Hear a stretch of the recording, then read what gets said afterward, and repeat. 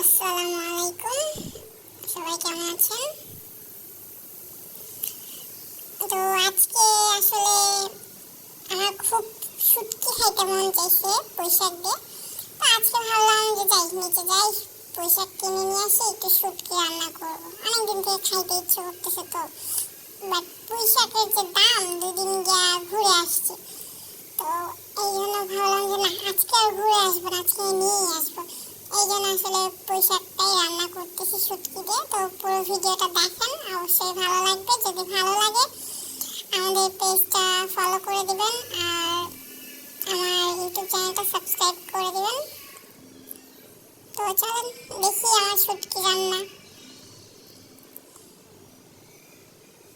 আসলে অনেকদিন থেকে রান্না করি না, তো আমি জানি না রান্নাটা কেমন হবে।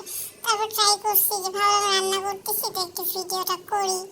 ভিডিও করলে তো আমি আপলোড করতে পারবো, আপনারা দেখতে পারবেন। সেই কারণে ভাবলাম যে একটা ভিডিও করি। যদি আমি এইসব ভিডিও করি না, আমার দ্বারা এইসব ভিডিও হয় না, রান্না বান্নাও হয় না। ট্রাই করি না, আমার কিছু ফ্রেন্ড আছে তারা ভাবে যে আমি একদমই রান্না বান্না করতে পারি না। তো তাদেরকে বলে দিই, আমি সবসময় রান্না করি না, বাট যখন রান্না করি ভালোই রান্না করি। আমার বাবা আমার রান্না খেয়ে অনেক প্রশংসা করে। তো আপনারাও আইসেন একদিন আমার রান্না খাওয়ার জন্য, ইনশাল্লাহ আমি রান্না করে খাওয়াবো। আর রান্নার সময় অবশ্য রুমমেট অনেক হেল্প করছে, ভিডিও করাতে। যে ভিডিওগুলো দেখবেন অনেক বেশি কাঁপাকাঁপি করতেছে, আসলে সেটা আমি নিজে এক হাতে ফোন ধরছি, এক হাতে ভিডিও করছি। আর যেটা দেখবেন যে কাঁপাকাঁপি করতেছে না, ওইটাতে আমার রুমমেট ফ্রেন্ড বলেন যাই বলেন, সে আমাকে অনেক হেল্প করছে। না আমি তাকেও থ্যাঙ্কস বলতেছি। তো এখন দেখেন পুঁইশাক দিতেছি। আমি তো কনফিউজড ছিলাম যে আসলে এতগুলো পুঁইশাক এতটুকু এতে আটবে কিনা। পরে দেখি না এতে গেছে, তখন ভালো লাগছে।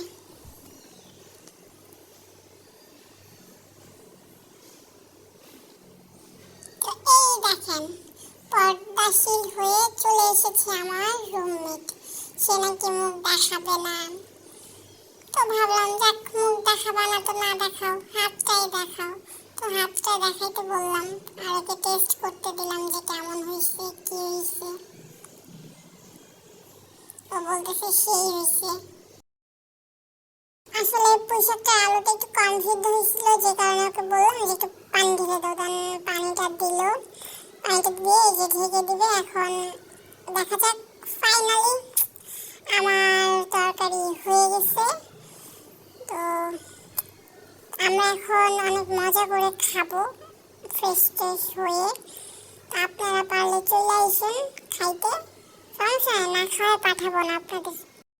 তো ভালো থাকবেন সবাই, আল্লাহ হাফেজ, টাটা।